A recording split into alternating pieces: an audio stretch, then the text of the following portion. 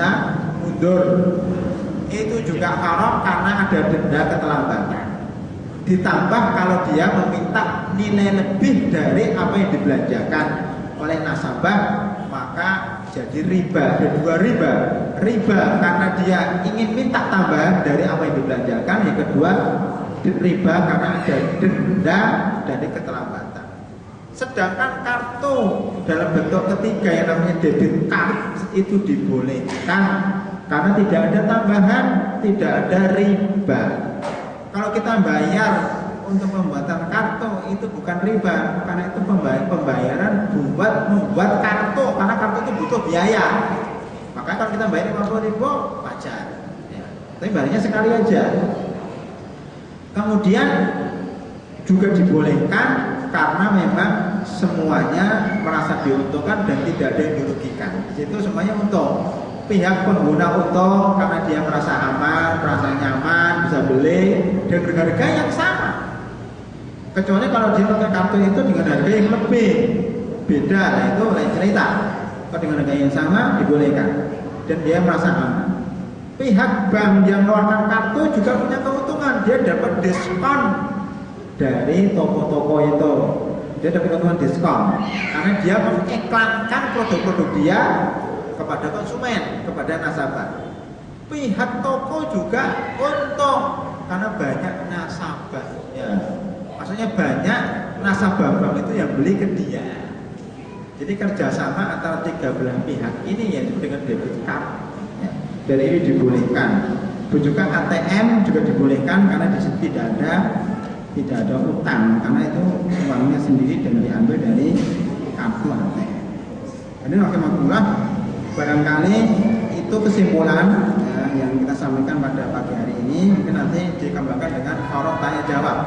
Ibu-ibu yang mau bertanya silakan menulis di kertas. Ya. Bapak-bapak silakan langsung. Ini saya tulis di awalnya surat Al-Baqarah 282. Itu sebagai standarnya. Ya ayyuhalladzina amanu idza tadayantum bidainin ila ajalin musamma faktubuh.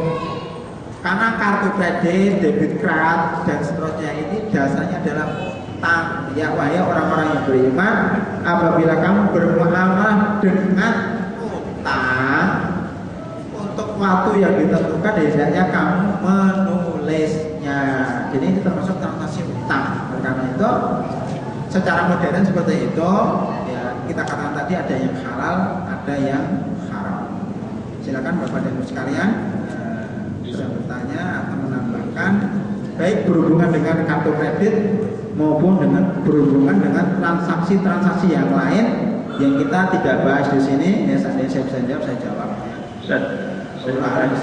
Silakan Pak.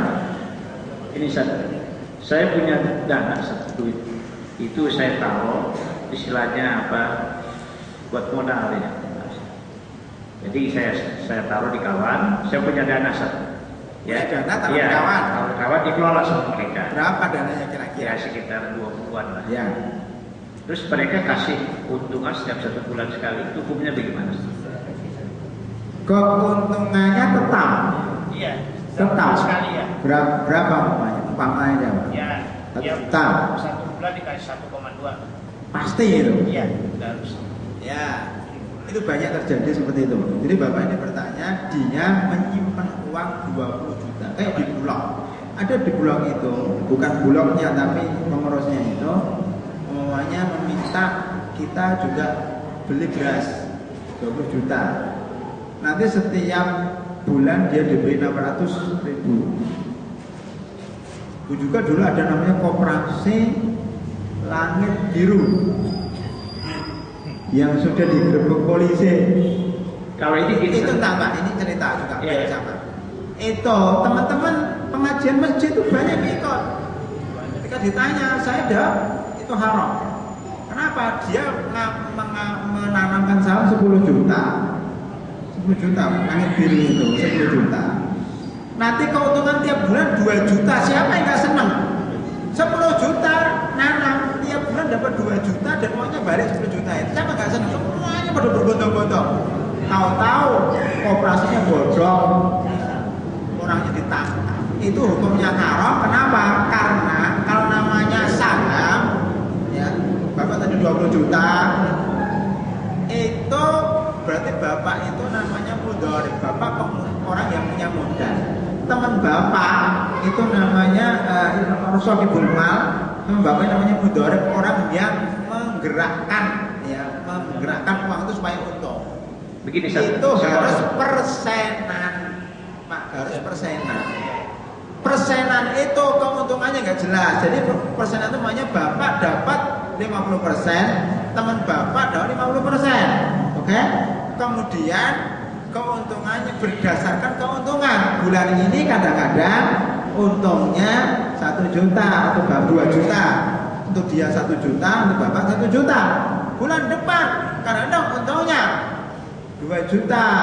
Berarti untungnya 4 juta. Berarti untuk yang teman Bapak tadi 2 juta, Bapak 2 juta. Jadi bulan ini bisa 1 juta, bulan depan bisa 2 juta, bulan depan lagi bisa 500.000. Itu namanya persenan. Kalau tetap, gaji tetap 1.200.000, 1.200.000, itu namanya riba. Ya. Begini, Ustaz, ini kan kita jelas. Kalau yang kemarin itu yang apa? Yang terakhir diri itu kan nggak jelas. Kalau itu memang saya jelas mereka ini kan mengelola suatu toko, ya kan. Jadi mereka ini ya daripada itu dan terserah hal yang saya berikan mereka ini. Ibaratnya bentuknya jelas, mereka itu mengelola itu bentuknya jelas. Karena mereka punya perdagangan ya, ada itu doang. Kalau yang kita nggak jelas, kita nggak tahu itu ya kan. Ini kan jelas, dia memang maisanya udah jelas perdagangnya. Ya, tokonya jelas, Iya. untungnya nggak jelas. Untungnya berapa?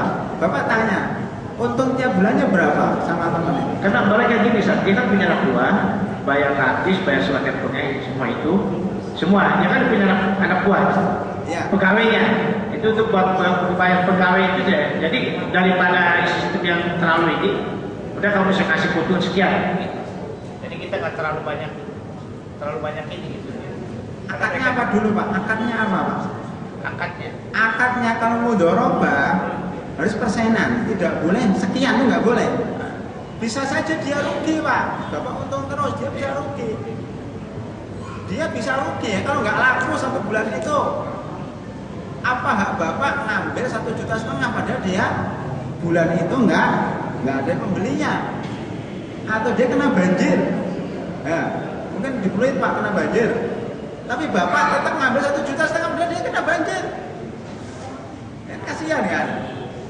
Makanya dalam bentuk namanya mudharabah bagi hasil itu, kalau rugi sama rugi, kalau untung sama untung. Jadi kalau rugi Bapak nggak dapat, sama-sama rugi, uangnya habis karena tokonya terendam banjir.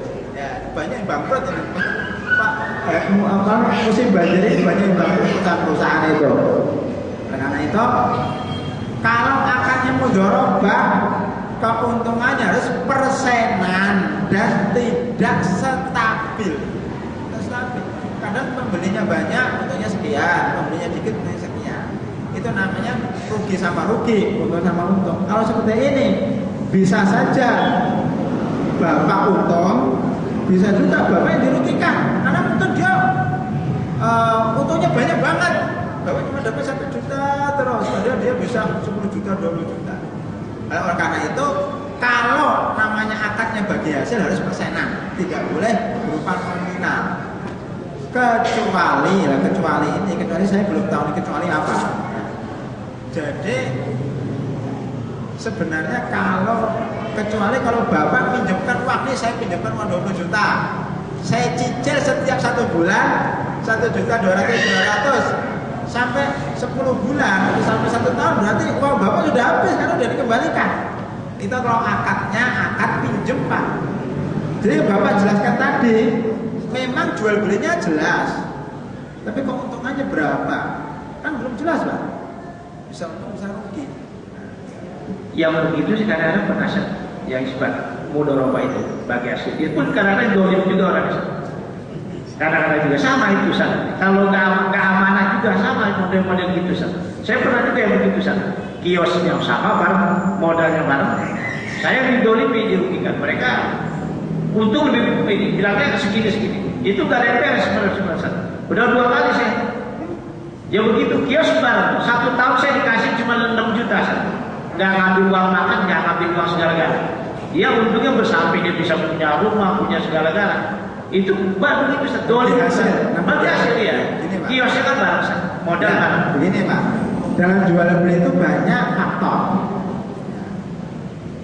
Pertama, transaksinya harus benar. Iya. Ya. Kedua, orangnya harus jujur. Ya. Ketiga, barangnya harus halal.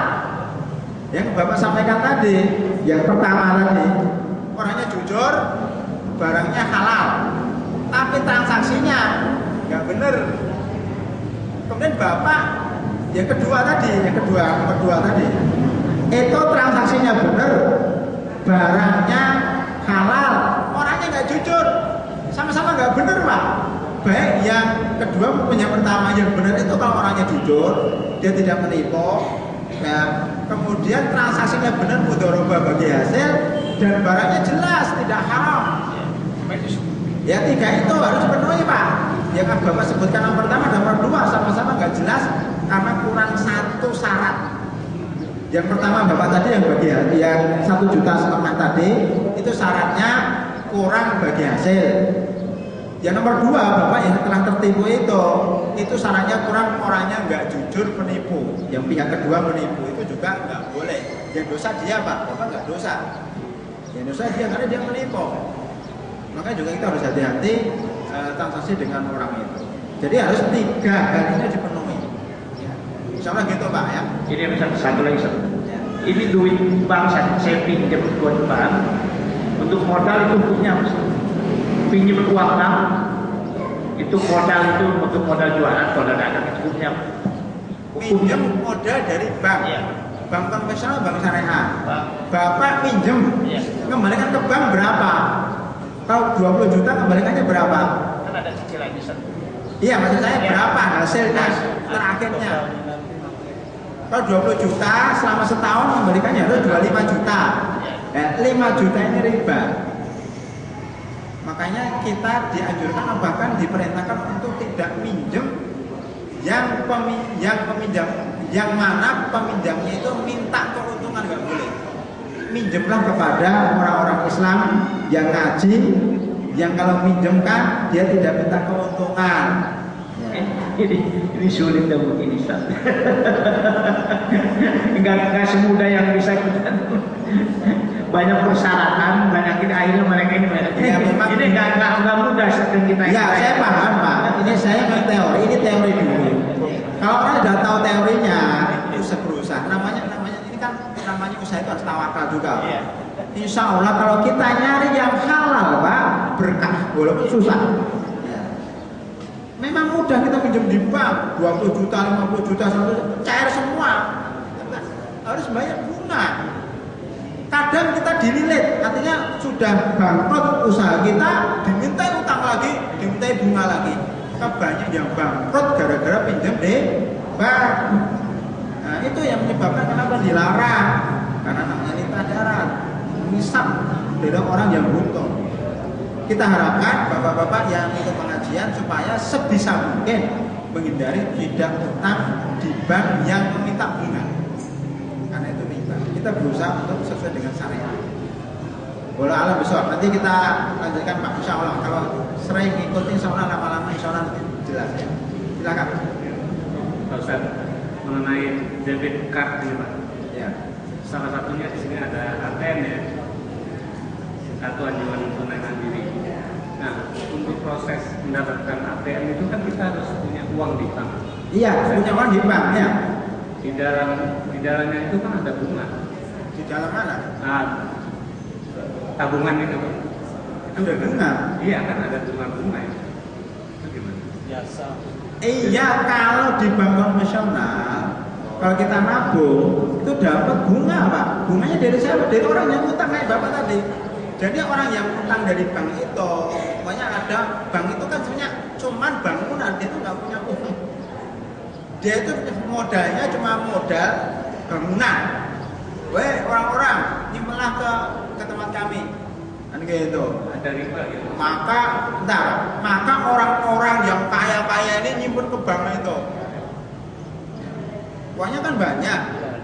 Ada mudahnya ada 500 juta bank itu. Ada uang dari orang nyimpen. Dia ngomongkan lagi, wahai orang-orang yang butuh, pinjamlah dari saya. Pinjamlah dari saya itu bukan uang dia itu, uang orang lain itu. Jadi begini bank itu, wahai bapak-bapak, pengusaha-pengusaha yang kaya-kaya simpanlah uang di saya. Nanti saya beri keuntungan 10%. Jadi kalau nyimpen 1 juta dapat 100.000, nyimpen 10 juta dapat 1 juta umpamanya. Udah kan dia dapat keuntungan, dia akan rugi karena akan membalikan lebih. Dari mana untuk menutupi kerugian ini? Dia pinjamkan sama orang. Wah bapak-bapak, ikut usaha nggak punya uang, pinjamlah dari saya. Tapi kamu harus kembalikan 20%. Nah, gitu. Jadi bank ini itu mudahnya aja gitu. Bank ini dapat keuntungan dari selisih dia minjamkan dan selisih dia memberikan bunga kepada yang nabung. Jadi 10% dia untung. Makanya dulu tahun 98 Indonesia bangkrut gara-gara bank-bank kayak gini ini.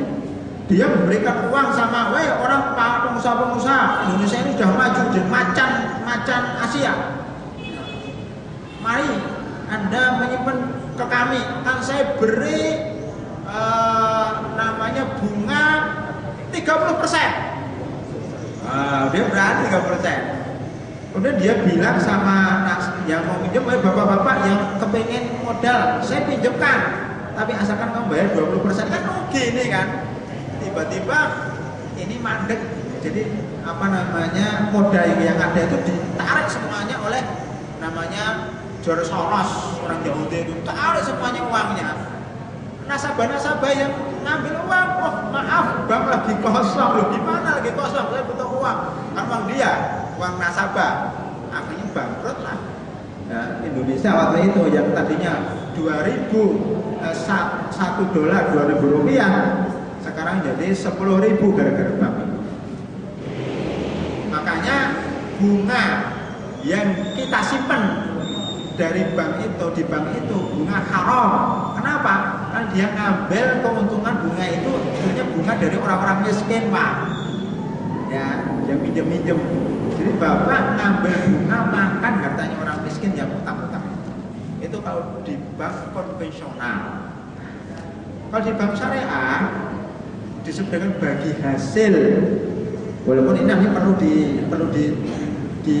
diperbaiki lagi karena banyak sistem yang kurang maksimal di bank syariah itu. Jadi kita akui masih belum 100%, 70%, 60%, tapi menuju ke sana. SDM-nya masih kurang. Banyak nggak paham fikih tapi sudah jadi pegawai bank. Maka kita dukung supaya sampai 100%. Kalau di bank syariah tidak, itu uang bagi hasil. Jadi kalau kita nyimpen di situ bukan bunga tapi bagi hasil. Jadi nggak apa-apa Pak kalau ATM itu dari bank syariah. Tapi kalau ATM dari bank konvensional itu ada bunganya. Itu yang diharamkan. Satu lagi Pak. Ya. Ini masalah nilai tukar uang makasihnya. Misalnya uang dolar sama rupiah. Ya. Atau lainnya gitu. Ya. Itu kan nggak seimbang pinjaman syariah ini. 9.000 di sini 1. Oh ya, uang dolar dengan rupiah ini beda. Yang 1 rupiah, yang 1 dolar. Ini beda Pak. Kalau jenisnya beda, maksudnya jenis ini jenis rupiah dengan jenis dolar kan beda. Boleh beda jumlahnya. Ya. Ini 100 juta. Dolarnya berapa? 100 dolar ya? Nggak apa-apa, coba kalau sama Pak, kita untung lah. Kita nukar 1 juta rupiah dapat 1 juta dolar, kita untung lah. Nggak mau orang yang punya dolar, karena nilainya beda. Maka ini dibolehkan karena nilainya beda dan dari jenis yang berbeda. Ya, karena ini sama-sama uang, tapi jenisnya ini jenis dolar. Dan ini jenis rupiah, maka dibolehkan. Kayak kita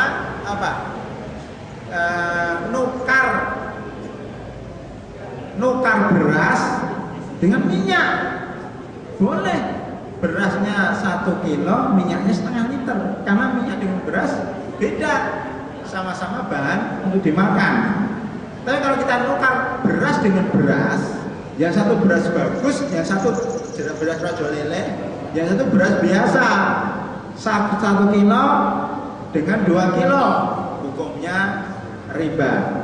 Atau 1 kilo dengan 1 kilo, yang satu bagus, yang satu jelek, yang satu 2 kilo, yang satu 1 kilo, itu riba. Karena sama-sama satu jenis.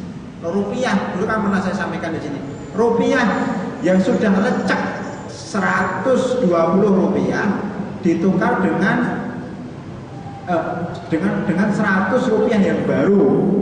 Ya itu ketika Idul Fitri sering-sering kakek-kakek, bapak-bapak kayak kita gini nih, seringnya untuk cucu-cucunya minta 10 ribuan, 2 ribu yang baru.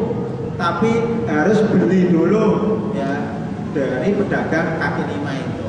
Itu haram karena riba, sama-sama rupiah. Masa 100 ribu dibeli 120 ribu, itu riba, nggak boleh. Boleh alam Islam. Ya silakan Pak. Ini Pak, berkaitan dengan yang barusan ya, saya ingat ada hadis bahwa segala salah bila dia mau menyajikan kurma yang berkualitas kepada Rasul, dan ditukarkan kurma dia yang kualitas rendah dengan lebih banyak dan kualitas yang bagus lebih sedikit. Dan Rasul kan kalau mau dijual dulu itu baru belikan. Iya. Jadi nggak boleh barter dengan dari kurmanya kualitas rendah dengan yang bagus. Iya, itu karena satu macam, satu jenis. Saya katakan tadi kan beras rojo lele ditukar dengan beras yang masih banyak gabahnya itu, yang masih banyak apa namanya kerikil-kerikilnya itu. Ini harganya 5, ini harganya 10 ribu, dan ini 7 ribu. Ini nggak boleh 2 kilo beras jelek dengan 1 kilo beras bagus, nggak boleh. Harus ini dijual dulu baru dibelikan beras rojo lele, begitu kan? Kayak begitu. Tapi kalau beras dengan minyak, kurma dengan apel boleh. Ini saya kurma 1 kilo ditukar dengan apel 2 kilo boleh Pak. Karena ini yang satu kurma, yang satu apel, yang satu dolar, yang satu rupiah. Ya rupiah itu apel, dolar itu kurma, gitu boleh. Beda-beda. Boleh alam soal. Silakan Pak.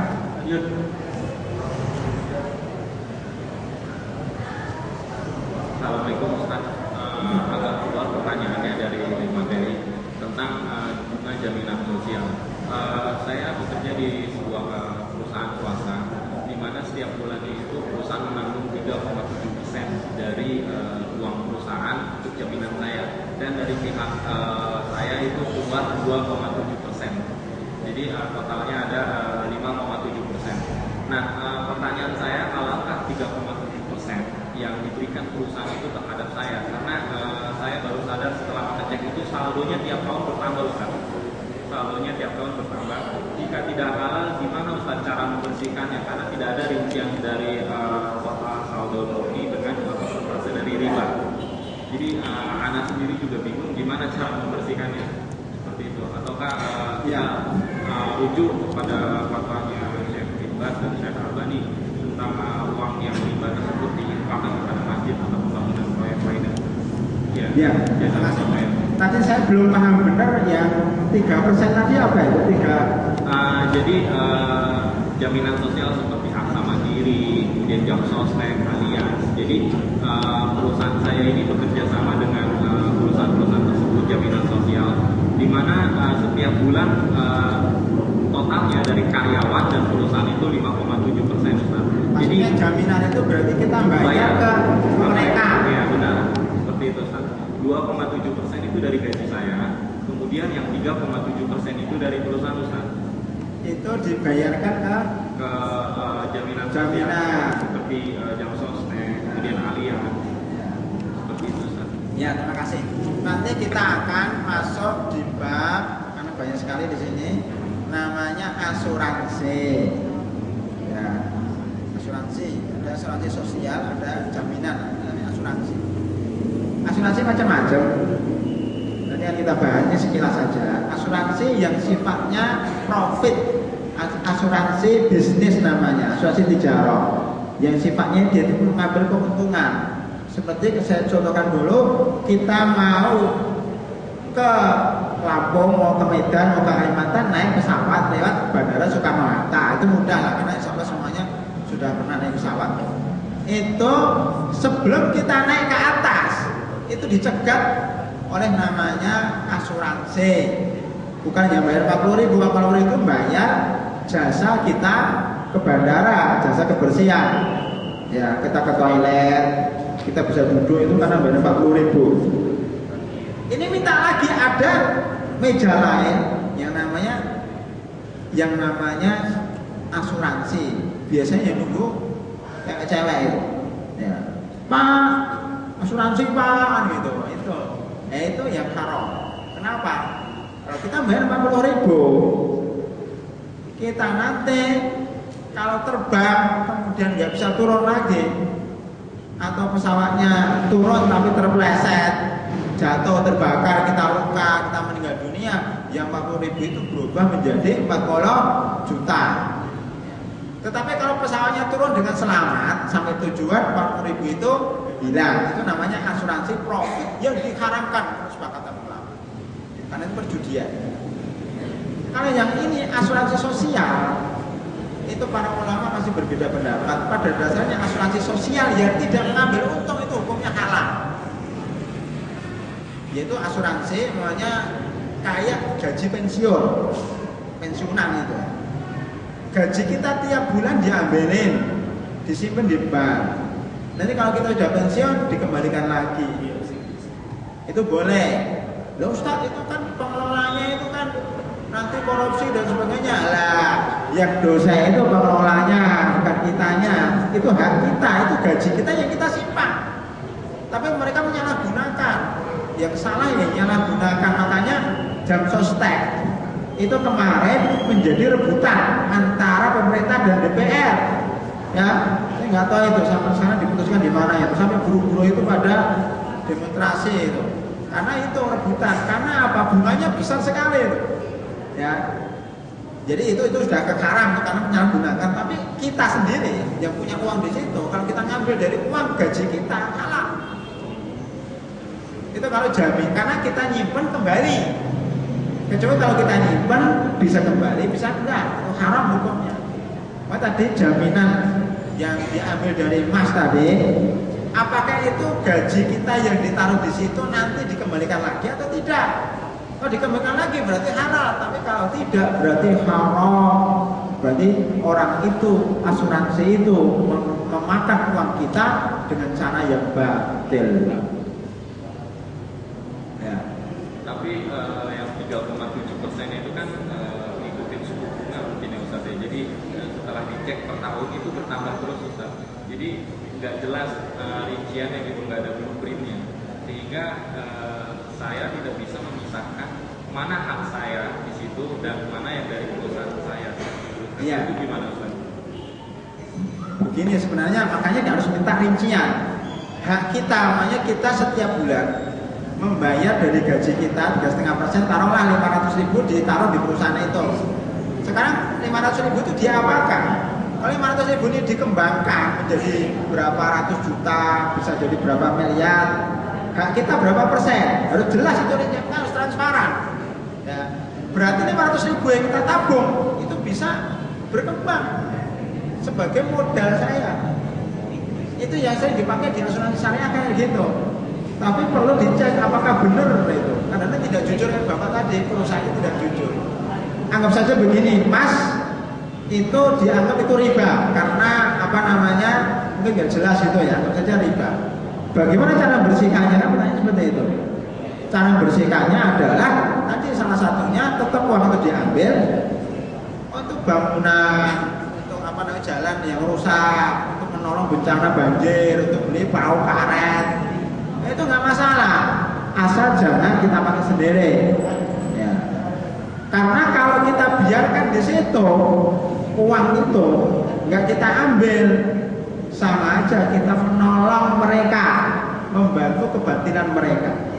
Maka banyak ulama berfatwa, kalau kita sudah terlanjur sudah terlanjur nyimpen di bank sudah banyak dan kita baru insaf, baru taubat, kita ambil uang itu, kita ada bunga. Bunganya lumayan 50 juta, 100 juta. Yang ada yang asuransi tadi 100 juta.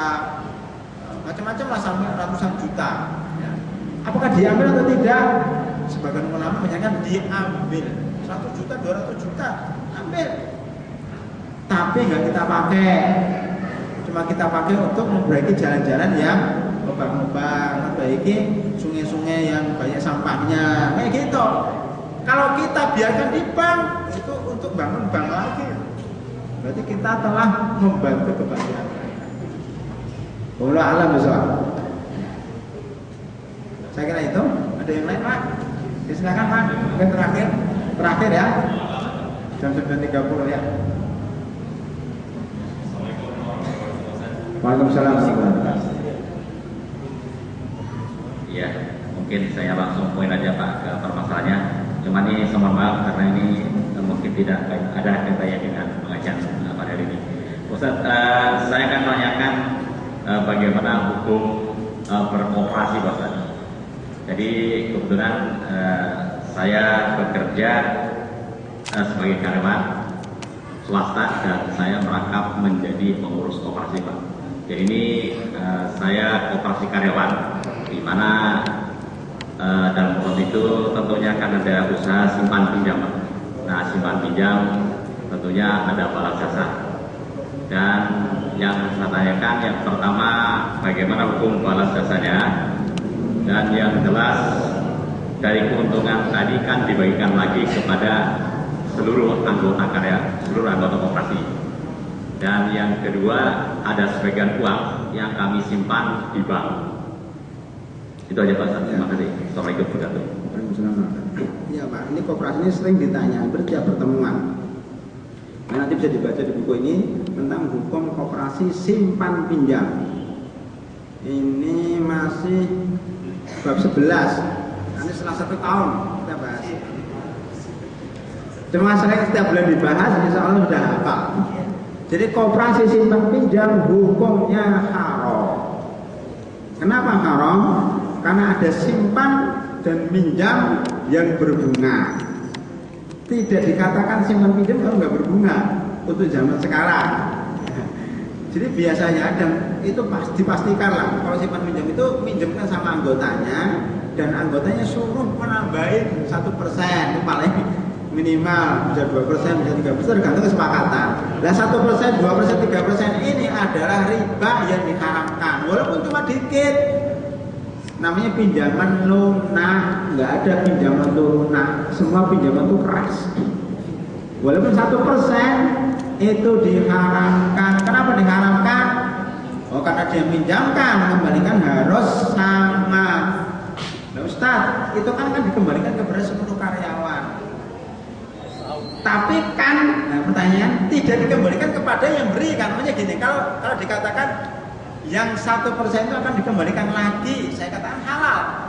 Ya, namanya saya sebagai anggota koperasi simpan pinjam, saya pinjam dari koperasi Bapak ini 1 juta. Dalam aturannya harus dikembalikan 1.100.000. Oke, saya mengembalikan 1.100.000. Setelah itu Bapak katakan ini 100.000 saya kembalikan kepada kamu. Nah, saya ambil lagi, itu halal. Karena sama aja kita tidak memberi 100.000, tetapi ternyata bukan dikembalikan kepada dia, tapi dikembalikan kepada seluruh karyawan. Jadi 100.000 ini bagi kamu 10.000, teman kamu 10.000, teman kamu 10.000. Berarti yang dikembalikan kepada orang yang beri itu tidak penuh. Nah ini namanya riba. Teman-temannya ini makan dari uang temannya yang tidak halal. Sekarang pertanyaan kedua Pak, bagaimana untuk menghidupi koperasi? Nah ini langsung. Bagaimana menghidupi koperasi kalau tidak begitu? Ini saya usulkan Pak, namanya koperasi barang. Jadi uang yang dikumpulkan oleh anggota itu sampai 50 juta, jangan untuk dipinjamkan, tapi untuk beli barang, susu, beras, minyak dan sebagainya. Anggota, kamu pinjam uang kan butuh untuk beli. Mau beli beras Pak, ya sudah ada beras di koperasi kita, ambil dulu berasnya, bayarnya nanti, sama-sama utang. Tapi yang satu utang uang, yang satu utang barang. Beda Pak. Utang barang ini kredit boleh bayar lebih. Bapak ambil beras, ya bayarnya 1 bulan lagi. Harga beras 100.000, karena 1 bulan lagi bayar 120.000. Sama hasilnya, cuma yang satu haram, yang satu halal. Karena yang satu nggak ada barangnya Pak, dia minjemkan uang. Yang satu minjemkan barang, namanya kredit barang. Yang satu boleh, yang satu nggak boleh. Kan sama-sama hasilnya Pak. Kenapa nggak begitu? Kenapa harus minjemkan uang? Susah Pak, beli berasnya susah. Ya memang dagang harus susah. Kalau nggak susah, itulah orang kalau nggak mau susah tinggal memberikan uang. Itu saya usulkan belikan barang. Bapak yang pinjam itu mau butuh apa? Saya butuh mobil, belikan mobil. Mobil apa? Belikan mobil. Nanti bayarnya nyicil lebih. Itu lebih baik daripada minjemkan uang. Nah, saya kira itu Pak. Kemudian uangnya disimpan di mana? Di bank. Mendingan nggak usah disimpan. Dibelikan barang modal, lebih baik belikan tanah pinggir jalan, setahun lagi itu naik 2 kali lipat. Di bank nggak nambah-nambah. Itu Pak ya, ada yang ketemu Mas. Oke Pak, baik Pak. Jadi untuk apa yang simpan pinjam berarti haram Pak ya. Haram, jelas haram. Jadi mungkin jalan keluarnya harusnya ya di stok aja Pak itu Pak ya. Di stok diganti barang. Kalau pinjam tanyakan Mbak butuh apa? Saya belikan barang. Enggak, saya belikan. Ya. Oke, baik Pak. Pak. Dua harga juga haram juga sih.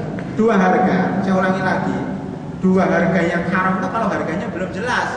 Ini harga mobil 100 juta dan 120 juta. Kamu milih mana? Saya nggak milih. Itu namanya dua harga. Tapi kalau 100 juta cash, 120 juta kredit, kamu milih mana? Milih cash atau milih kredit? Kan belum dipilih Pak. Oh saya milih cash 100 juta, berarti harganya 100 juta satu harganya Pak. Karena harga itu harga yang dipilih. Ya. Kemudian kalau dia milih, saya milih yang 120 kredit setahun, ya ambil saja, berarti harganya 120 bukan 100. Itu namanya satu harga. Boleh. Boleh. Kalau 2 harga itu harganya nggak jelas, 120 atau 100, 120 atau 100. Buat orang tengkar. Kalau sudah dipatok 120 sampai akhir, namanya satu harga. Nggak boleh ditambah dengan bunga Pak. Kalau kita kredit di daerah kan bunga, ada suku bunga 120 menjadi 130.